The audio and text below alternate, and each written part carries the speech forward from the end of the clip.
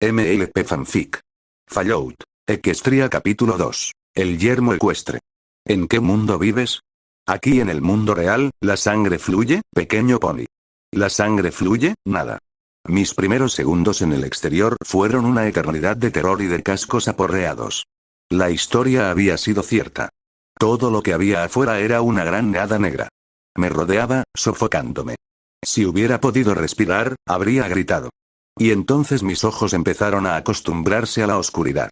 Empecé a calmarme, jadeando, sintiéndome débil, y no solo un poco tonta. En mi defensa, nunca antes había experimentado la noche. En realidad, no. Claro, siempre apagaba las luces antes de acurrucarme en la cama, pero esa oscuridad era pequeña, confinada en mi pequeña habitación. Y siempre estaba el resplandor que entraba por debajo de la puerta. Las luces del pasillo del establo 2 eran eternas. Esto era diferente. Un aire fresco, muy distinto a todo lo que había dentro del establo, me hacía cosquillas en el pelaje y me enfriaba la piel. Desprendía un olor húmedo y podrido, polvoriento y extraño. Podía oír los sonidos de los insectos nocturnos, el crujido de la madera y un chapoteo lejano, pero lo que más me impactó fue lo que no podía oír: el zumbido bajo y constante de los generadores del establo y el agudo y omnipresente gemido de las luces que se habían apagado, tan potentes en su ausencia que al principio confundí el exterior con el silencio. Podía sentir la suciedad y las piedras rotas bajo mis cascos, tan diferentes de los suelos lisos y estériles por los que había trotado toda mi vida. Y aunque no podía ver mucho ni muy lejos, podía ver más allá de lo que había visto antes, y no había paredes que marcaran el final de la habitación. Estaba mirando fijamente un abismo horizontal que se extendía desde mí en todas direcciones. En mi interior empezó a formarse un pánico completamente nuevo. Me fallaron las patas traseras y me quedé sentado, aturdido. Volví la mirada al suelo, respirando profundamente, agradeciéndole no solo que me sostuviera, sino que fuera un punto de llegada visual. Entonces cometí el error de mirar hacia el cielo, y la absoluta infinitud de lo que había en él hizo que mi cabeza diera vueltas y mi estómago se revolviera. Grandes masas de nubes cubrían la mayor parte del cielo, pero había huecos por los que se filtraba una luz suave y a través de ellos podía ver que la altura continuaba eternamente. Insensatamente, pensé que las nubes eran una gran red, hecha para atraparme si caía de la tierra al abismo que se abría por encima de mí. Pero si me deslizaba por los agujeros, caería hacia arriba para siempre. Cerré los ojos con fuerza y traté de no vomitar. El miedo y la náusea eran intensos, pero pasajeros. Una vez que recuperé mis facultades, comencé a notar cosas que se me habían escapado en mi pánico inicial. El terreno circundante se estaba volviendo evidente. El mundo a mi alrededor no se extendía de manera uniforme. El suelo se elevaba y ondulaba. Colinas que se arrastraban hacia las montañas. La tierra estaba perforada por los dedos negros que se elevaban de árboles muertos hace mucho tiempo. A lo largo de las cimas de las colinas distantes, podía ver las ramas oscilantes y cubiertas de hojas de bosques más saludables, pero los árboles vivos cerca del establo 2 eran pocos, dispersos y enfermizos. En segundo lugar, noté que mi pibuk estaba parpadeando con una serie de alertas. El creador de mapas ya estaba empezando a trabajar en mi nuevo y desconocido entorno y, para mi sorpresa, ya había sacado una etiqueta del éter: SUET Polacres. Al darme la vuelta para orientarme, mis ojos se vieron atraídos por el enorme y hueco esqueleto de lo que supuse que alguna vez había sido una magnífica casa. Ahora crujía y se balanceaba con la brisa como si amenazara con derrumbarse. Volví a mirar mi pibuk y noté que estaba captando varias transmisiones de radio. La transmisión de radio del establo 2 estaba apagada, pero nuevas estaciones habían tomado su lugar. Mi corazón dio un vuelco, porque era el primer indicio de que, después de todo, podría haber vida pony por ahí. Empujé mi pibuk para que comenzara a reproducir la primera estación de la lista. Todavía sellado. No hay forma de entrar. Mi hijo comió una de las manzanas de esos malditos manzanos cerca del establo, y ahora está terriblemente enfermo. Demasiado enfermo para moverse. Nos hemos escondido en la cisterna cerca del viejo monumento. Nos estamos quedando sin comida y suministros médicos. Por favor, si alguien escucha esto, ayúdenos. El mensaje se repite. Hola. ¿Hay alguien ahí fuera? Por favor, necesitamos ayuda. Estaba llevando a mi familia al establo cerca de SUET Polacres cuando fuimos atacados por asaltantes. Solo mi hijo y yo sobrevivimos. Logramos llegar al establo, pero todavía está sellado. No hay forma de entrar. Mi hijo comió una de las manzanas de esos malditos manzanos cerca del establo, y ahora está terriblemente enfermo. Demasiado enfermo para moverse. Nos hemos escondido en la cisterna cerca del viejo monumento. Nos estamos quedando sin comida y suministros médicos. Por favor, si alguien escucha esto, ayúdenos, el mensaje se repite. Hola. Una voz estaba llena de una terrible resignación, como si el pony ya hubiera perdido la esperanza y se limitara a seguir con su rutina. Conmocionado, lo apagué. No creía poder soportar escucharlo de nuevo. Fue entonces cuando noté el suave tic-tac de mi pibut. Al revisarlo, descubrí que su detector de radiación, una función que nunca había sabido que se usara, se había activado automáticamente. El lindo dial de arcoíris siempre había estado firmemente plantado en el verde. Todavía estaba allí, pero se acercaba discretamente al amarillo. No podía quedarme allí parado, junto a lo que hacía mucho, mucho tiempo había sido la puerta de una sencilla bodega de manzanas, durante el resto de mi vida. Bueno, podía, pero sería una vida relativamente corta y miserable. Empecé a darme cuenta de algo. Con tantas direcciones por las que ir, ¿cuál era la probabilidad de que eligiera el camino que había seguido Velvet Remedy? Aunque solo tenía unas pocas horas de ventaja, la perspectiva de encontrarla era sombría. Pero tenía que empezar por algún lado. Y la mejor oportunidad que tenía era subir a lo alto y echar un vistazo alrededor. Las ruinas que había cerca de mí se alzaban más altas que cualquiera de los árboles cercanos, y el techo desprendido de la torre superior era probablemente el mejor punto de observación al que podía aspirar. Cerré los ojos, me tranquilicé y entré. Lo que quedaba del edificio de Suete Polacres resultó ser más resistente de lo que parecía, o de lo que parecía. También estaba casi desolado, todo lo que había sobrevivido de valor había sido saqueado, dejando solo restos que nadie quería, pero que el tiempo mismo parecía incapaz de borrar. Zapatos oxidados, cajas de jabones para limpiar vestidos que ya no existían, una horca con el mango destrozado, un rastrillo. Empecé a subir las escaleras. Mis ojos se percataron de un débil resplandor, del suave color verde de una manzana envenenada, que bañaba la habitación de arriba. El resplandor provenía de la pantalla de una vieja terminal, un dispositivo de ciencia arcana idéntico a los que se usaban en todo el establo 2. Parecía milagroso que todavía funcionara después de siglos en el exterior. Cuando Stable construía algo, lo hacía para que durara. La curiosidad me atrajo hacia allí y mi asombro fue rápidamente reemplazado por comprensión. No era casualidad que esa terminal en particular estuviera activa, ya que en ella había un mensaje nuevo. A cualquier pony que haya salido del establo 2 en busca de mí. Por favor, vete a casa. Estoy haciendo lo que tengo que hacer. La yegua suprema lo entiende, aunque nunca pueda estar de acuerdo, y espero que algún día tú también lo estés. No volveré. No me busques. No te pongas más en peligro por mi causa. Por favor, perdóname. Remedio de terciopelo busqué más en la terminal, pero todos los demás mensajes eran antiguos y estaban corruptos, salvo uno. Y ese tenía un cifrado bastante único, algo de lo que había oído hablar, pero que nunca había visto antes. Un cifrado binario tal que para descifrarlo, primero tendría que descargar el mensaje en mi pibut tanto desde la terminal que se había utilizado para enviarlo como desde la que se había recibido. Como no tenía nada mejor que hacer con la enorme cantidad de almacenamiento que tenía mi pibut, lo descargué. En realidad, sabía que las probabilidades de que alguna vez me encontrara con la terminal complementaria, y mucho menos de que fuera funcional, estaban abrumadoramente en mi contra. Tampoco tenía ninguna razón para creer que un mensaje con siglos de antigüedad pudiera tener alguna importancia.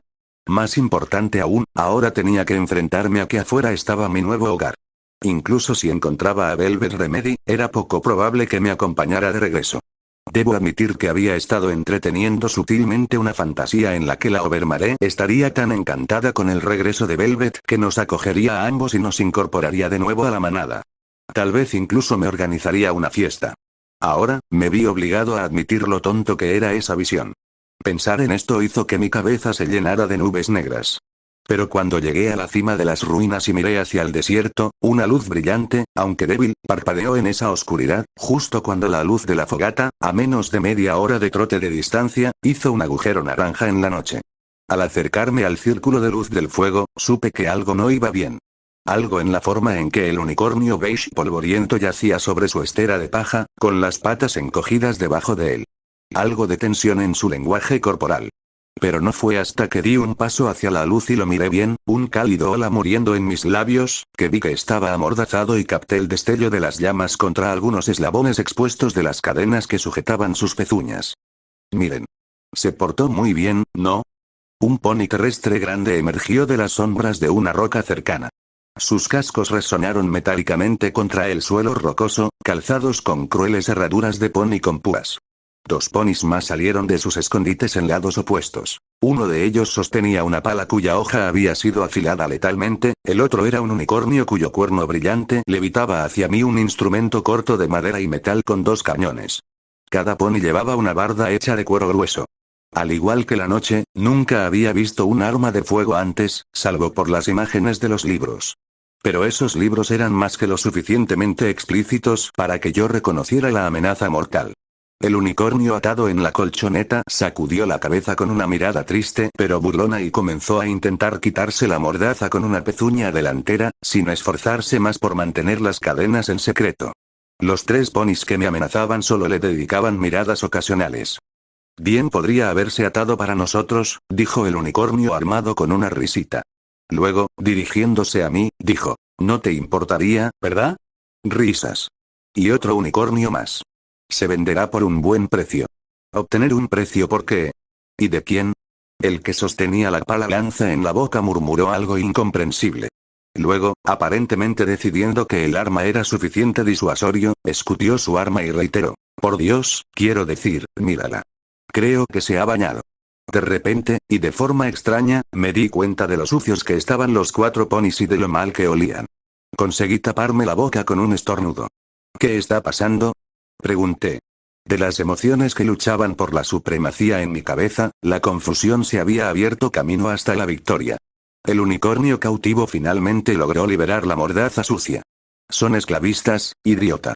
Monterey Jack, el sucio unicornio beige de expresión adusta y una cutie mark que parecía queso, me siguió mientras caminábamos con dificultad junto a nuestros captores, recorriendo un sendero destrozado que alguna vez fue una carretera. Mis piernas estaban encadenadas, lo que dificultaba el caminar y hacía imposible cualquier cosa más rápida que un trote. Mi pibuk había frustrado los esfuerzos de los esclavistas por atarme las patas delanteras, y finalmente los obligó a encadenarme por encima de las rodillas. Si el que tenía la pala lanza no hubiera estado sosteniendo su punta peligrosamente contra mi garganta, los otros dos habrían recibido algunos golpes en lugares sensibles por sus esfuerzos. Tal como estaban las cosas, acabaron conmigo enseguida. No me amordazaron, pero Monterey me había convencido desde el principio de que la charla innecesaria de los futuros esclavos probablemente me haría perder la lengua. De todos modos, no tenía mucho que decirles a esos brutos aparte de mi repertorio de metáforas pintorescas. No esperaba que respondieran a mis preguntas, incluso si mi lengua sobrevivía a la pregunta y ellos estaban conversando lo suficiente entre ellos como para ser suficiente. Odio ese pedo, gruñó el pony terrestre a través de la lanza que apretaba entre sus dientes. Bueno, entonces, si aprendieras a nadar, podríamos tomar el camino más largo, ¿no es así? Sugirió el unicornio con dulzura envenenada. Odio el Fufeneswefei. Por su olor, decididamente más penetrante que el de los demás, supuse que odiaba el agua en general. ¿Qué tal si dejas de quejarte y te dejo probar a uno de los esclavos antes de que lleguemos al bosque? Su líder, el pony terrestre llamado Cracker con los zapatos con púas y una cutie mark que parecía sospechosamente un látigo, o tal vez una serpiente, se volvió hacia Monterey y hacia mí con una sonrisa sucia. Miré hacia otro lado. Se rieron. A través de su desagradable diálogo, pude escuchar un sonido líquido más adelante. No como el burbujeo de una fuente de agua, sino más parecido a un lodo que se deshace. Y. Algo más. Un sonido distante, cada vez más cercano. ¿Música? Sí, música. Un poco metálico, pero, triunfal. Majestuoso. No podía identificar exactamente qué sentimiento intentaba inspirar la música, pero estaba claramente fuera de lugar. Cracker se dio cuenta de mi expresión y sonrió. Parece que nunca has oído eso antes. ¿Qué, viviste toda tu vida en un establo? Si estás esperando a la caballería, ¿no es eso, potra? Ese es solo uno de esos robots sprites. La música se cortó con un sonido agudo. El unicornio esclavista, Sawedov, trotó un poco más adelante, mirando hacia el camino que teníamos por delante. Se volvió hacia el resto y sonrió. ¿Crees que alguno de los caimanes de la radiación lo consiguió? Cracker sugirió que voló hacia la trampa de algún pony. El otro pony terrestre sugirió un murmullo entrecortado por la lanza. El unicornio se volvió hacia adelante nuevamente y el brillo de su cuerno iluminó la máquina. Una bola de metal del tamaño de la cabeza de un potro que flotaba sobre 4 alas que se agitaban silenciosamente, flotando silenciosamente justo frente a su cara. No se trataba de ninguna ciencia arcana, me di cuenta. Era pura ingeniería de pony terrestre. Joder. Sawedov saltó hacia atrás la longitud de un pony por la sorpresa. Luego giró su escopeta y disparó contra el Sprite Bot. El sonido fue como el de una placa de metal cayendo del techo y resonó por las colinas oscurecidas por la noche. Las chispas salpicaron la bola de metal mientras era acribillada con perdigones. Soltó un gemido eléctrico y se lanzó hacia la oscuridad. El unicornio casi salió corriendo tras él, pero la voz de Cracker cortó la distancia entre ellos. Ya basta, Sawedov. Ahorra munición. Maldita sea, odio cuando hacen esas tonterías de sigilo. Es una maldita radio voladora. No se supone que se acerque sigilosamente a los ponis. Me ardían los oídos por el flujo libre de groserías, pero no me importaba. Estaba reflexionando sobre lo que acababa de ver. Idiota, murmuró Monterey Jack en voz baja. Eso lo oyeron en Ponyville, a diferencia de mi compañero esclavo, me alegré de haber presenciado cómo el unicornio disparaba su arma, porque ahora sabía cómo funcionaba. ¿Qué clase de tonto?, se quejó Monterey, anuncia su presencia tan cerca del territorio de los asaltantes. Un río se cruzaba en nuestro camino, sus aguas se deslizaban y rezumaban por sus orillas, medio estancadas. El agua lamía y succionaba los soportes de un puente, produciendo los sonidos húmedos que había estado escuchando. Más allá del puente acechaban los restos destrozados de una ciudad de antes de la guerra. El puente era un laberinto de barricadas. Sombras oscuras de ponis se movían por él. Por un momento, tal vez cometí el error de esperar que alguien me rescatara, pero mis ojos se sintieron atraídos por los postes con púas que bordeaban el puente y las cabezas aún podridas de ponis decapitados que adornaban 2 de ellos. Sentí el sabor de la bilis. El espectáculo fue horrible. Cajer, quédate aquí, dijo Cracker, finalmente poniendo un nombre al pony esclavista que empuñaba la lanza. Sawedov, vamos a escuchar cuál es el peaje esta vez. Monterey Jack bajó la cabeza y miró con expresión torva hacia el puente. Me acerqué a él, siguiendo su ejemplo, y con la esperanza de haberme posicionado de forma que Cajer no pudiera ver el débil resplandor de mi cuerno mientras sacaba mi destornillador y una horquilla de mi armadura de establo. Como todo el equipo de los esclavistas, las esposas de mis piernas eran rudimentarias y de baja calidad. Mientras Cracker y Sawedov discutían con los ponis del puente, me concentré en abrir la primera cerradura. Fui recompensado con un suave clic cuando se abrió de golpe, liberando mi pata delantera de Pibut. La esposa cayó al suelo con un pequeño golpe. Las orejas de Cajei se habían levantado de golpe y ahora se había dado la vuelta para verme. Rápidamente, corté la magia, dejé caer el destornillador y la horquilla en la tierra y esperé que en la oscuridad el esclavista no pudiera ver el cambio en mis cadenas. Ufo. Gruñó Cajei peligrosamente. El filoso y desagradable de la pala se cernía a centímetros de mis ojos. Blam. Cajei se dio la vuelta de repente y la pala lanza me atravesó la cara lo bastante como para que gritara. El disparo provenía del puente. No sonaba como la escopeta de Sawedov, pero el segundo disparo sí.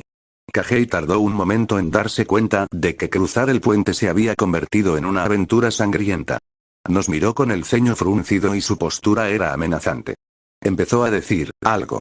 Sospecho que nos estaba advirtiendo que nos quedáramos quietos, pero nunca lo sabré. Su cabeza explotó y me llenó de sangre. Me quedé allí, con los ojos muy abiertos y temblando de la sorpresa. La sangre, cálida y pegajosa, me corría por la frente y el ojo izquierdo, y se filtraba en mi pelaje y mi melena. En la creciente lista de cosas que no había visto antes de esa noche, la muerte de otro pony ocupaba el primer lugar. Parpadeé y sentí la sangre en mi párpado. Cajei estaba muerto. Y yo lo tenía encima. La necesidad de arrojarme al río era abrumadora, pero no lo lograría así. Impulsado por algo más que determinación, mi cuerno volvió a brillar y comencé a soltar el resto de mis esposas. Eché un vistazo hacia el puente y vi a Sawedov agachado junto a una de las barricadas mientras, mágicamente, abría su escopeta y cargaba más munición. Me di cuenta de que había disparado 2 veces. Una al robot espíritu y otra justo ahora. 2 disparos y luego recargaría. Cerró el arma, la hizo levitar por encima de la barricada y disparó a ciegas hacia el entorno violento, rociando con perdigones a un pony asaltante que ya estaba herido. El pony se tambaleó y cayó. Desafortunadamente para Sawedov, el asaltante detrás de él tenía un tipo diferente de escopeta, una que era más rápida y no se limitaba a 2 disparos, que disparaba balas que hacían grandes agujeros en el cuerpo del esclavista unicornio en el momento en que levantaba la vista para ver los resultados de su esfuerzo. Me di la vuelta, encogiendo ante la pesadilla que se desarrollaba ante mí. Me concentré en las cerraduras.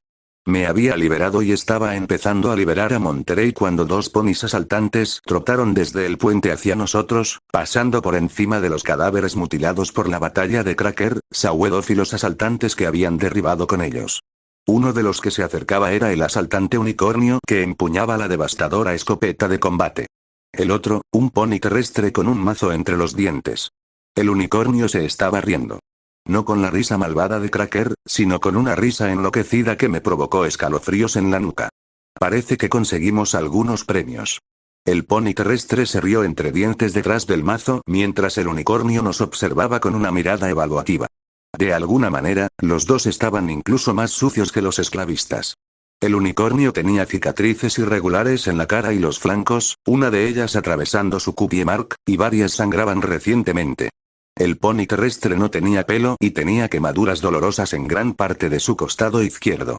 Ambos llevaban una barda que parecía andrajosa y remendada. «Ayúdanos», sugerí débilmente. «Oh, me las arreglaré sola». La unicornio se encabritó y me dio una patada, su casco me golpeó con fuerza en el costado. El dolor explotó y caí, jadeando. Volviendo a encabritarse, ella dejó caer todo su peso sobre mí. Aullé. Cerca de mí, Monterey dejó escapar un gruñido húmedo de dolor cuando la pony terrestre le dio a probar su maza. Dejándome en un ovillo de lágrimas, la unicornio también dirigió su atención a Monterey, que todavía estaba encadenado. En unos momentos quedó claro que tenían la intención de golpearlo y aporrearlo hasta que fuera otro cadáver sin vida. Y probablemente no se detendrían allí. Extiende su pierna, le voy a volar las pezuñas de un disparo. El asaltante unicornio hizo flotar la escopeta de combate a 30 centímetros de la pata trasera izquierda de Monterey, la única que había liberado de su grillete. Ignorando el dolor, salté, acortando la distancia y girando mientras daba una feroz patada hacia atrás. Mis cascos impactaron con la escopeta, que salió volando. Cayó en el puente que había más allá. Un momento después, estaba levitando la pala lanza hacia los 2 ponis asaltantes que estaban de pie frente a mí con expresiones alegres. 2 contra 1, y ambos eran luchadores experimentados. El que tenía el mazo se acercó, como si estuviera ansioso por ver si el martillo vencía al cuchillo. Monterey se le echó encima en un instante, le pasó las patas delanteras por encima de la cabeza y le pasó la cadena por el cuello. El mazo cayó de su boca mientras el pony asaltante se ahogaba. El unicornio se dio la vuelta, sorprendido por el repentino cambio de probabilidades. Podría haberla atacado en ese momento, pero amenazar a un pony es muy diferente a atacarlo de verdad.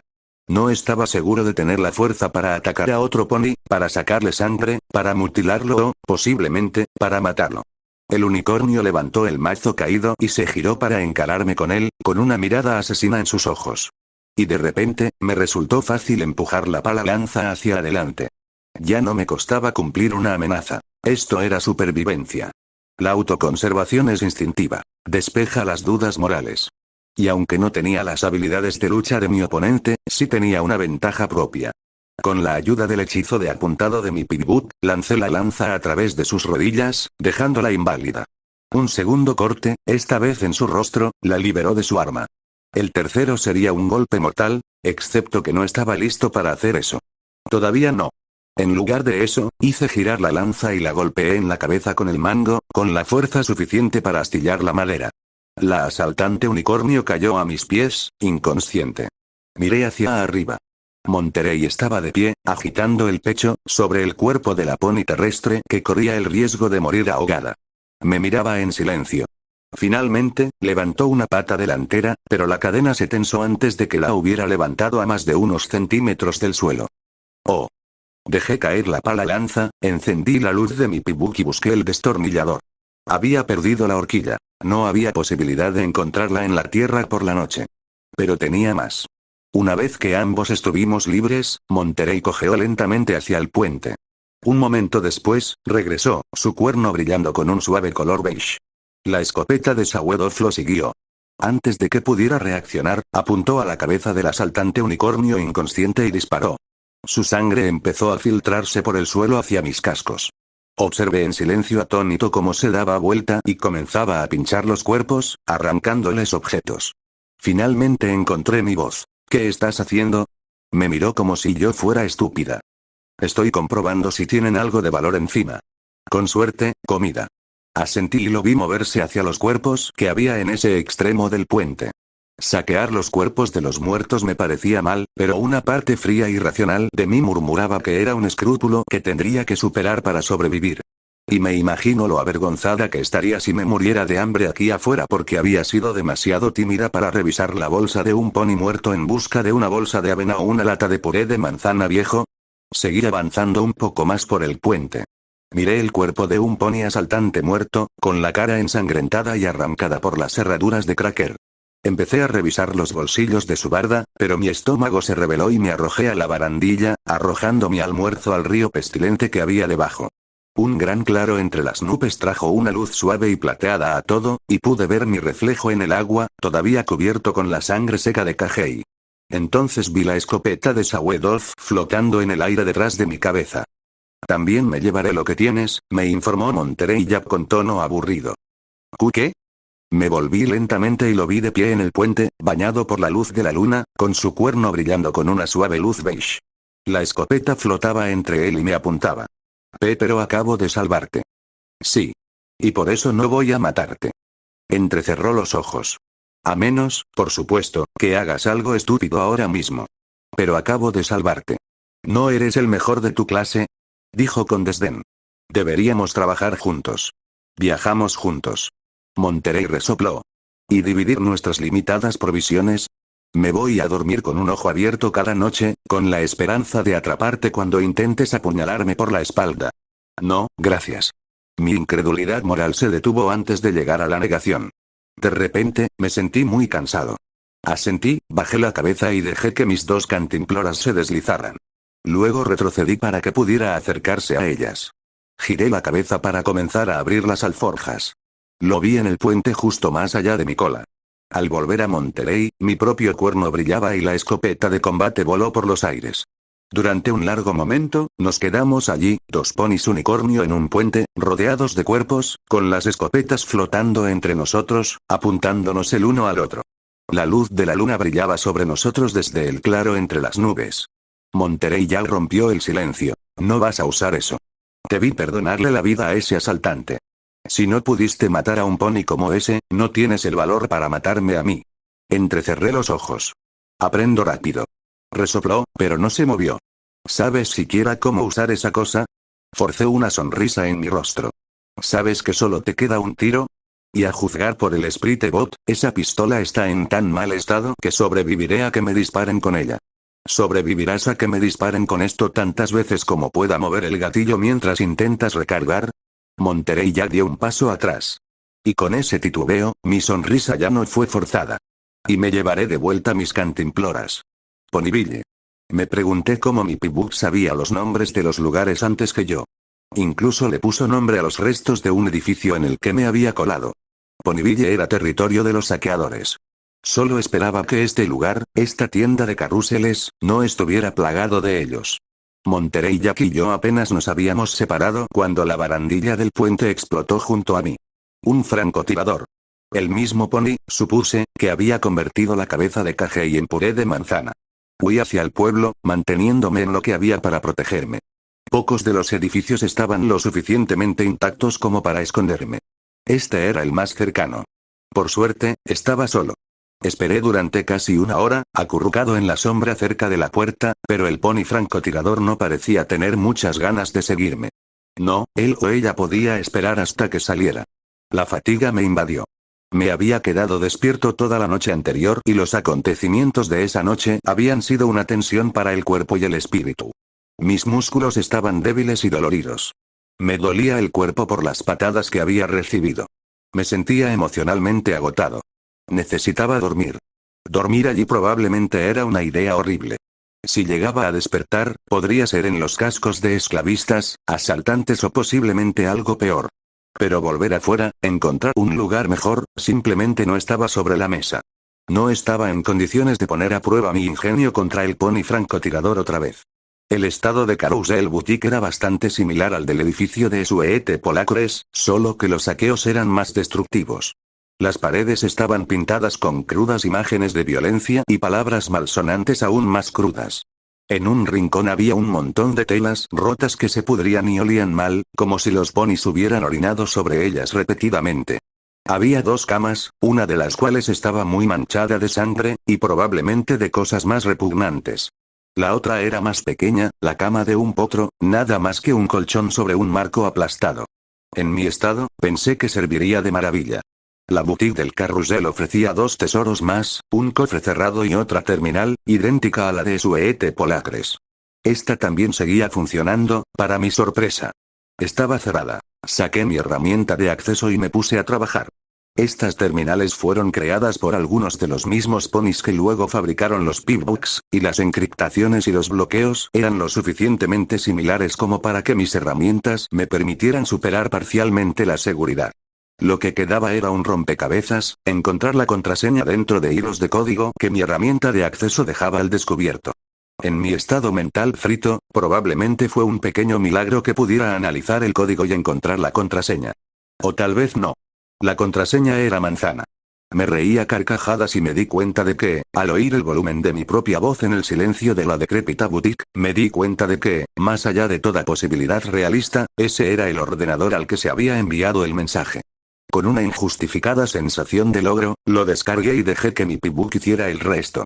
La edad había dañado la grabación, pero había suficiente sonido para que yo reconociera esa misma voz femenina, algo dulce y con un acento extraño, que muchas horas antes me había revelado el código que me sacó de mi antigua vida y me llevó a esta nueva y horrible vida. Instrucciones especiales para el establo 2, mi familia está ahí abajo. Hasta que el veneno desaparezca de aquí arriba, esa puerta no se abrirá para ningún pony. La voz se desvaneció y apareció la estática. Sé que odias esto, Sweetiebel, pero ahora eres una yegua suprema.